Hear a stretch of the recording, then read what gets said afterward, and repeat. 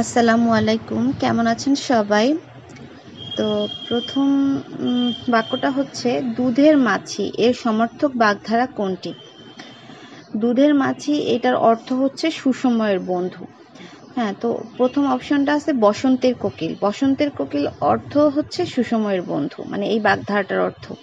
তারপরটা হচ্ছে অর্ধচন্দ্র, মানে এটার অর্থ হচ্ছে গলা ধাক্কা। অহিনুকুল এইটার মানে অর্থ হচ্ছে প্রবল শত্রুতা। এবং ইসরে পাকা এটার অর্থটা হচ্ছে অকালপক্ষ। তাহলে দুধের মাছের সাথে বসন্তের কোকিল এইটাই মিলতেছে, তো এটাই উত্তর। তারপরে হচ্ছে অন্ধকারের প্রতিশব্দ কি?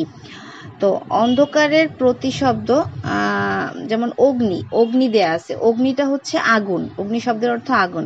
তারপর পাবক, পাবক শব্দের অর্থ হচ্ছে অনেকগুলা, যেমন কিরণ, অগ্নি, দিবস, বাতাস, তারপর হচ্ছে আলো, দিন, বায়ু, এগুলা হচ্ছে পাবক, মানে পাবকের প্রতিশব্দ। তারপর হচ্ছে চিকুর, চিকুর শব্দের অর্থ হচ্ছে কেশ বা চুল বা সরীসৃপ।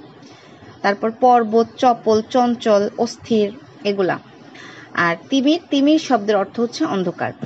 তাহলে প্রথম ওইটার সাথে, মানে অন্ধকারের প্রতিশব্দের সাথে তাহলে তিমির মিলতেছে উত্তর হিসেবে। তারপরটা হচ্ছে ৭১-এর ডায়েরি কে লিখেছেন? ৭১-এর ডায়েরি লিখেছেন সুফিয়া কামাল, আর এটা হচ্ছে একটা স্মৃতিকথামূলক গ্রন্থ। তো আশা করছি সবার ভালো লেগেছে। সবাই ভালো থাকবেন। আল্লাহ হাফেজ।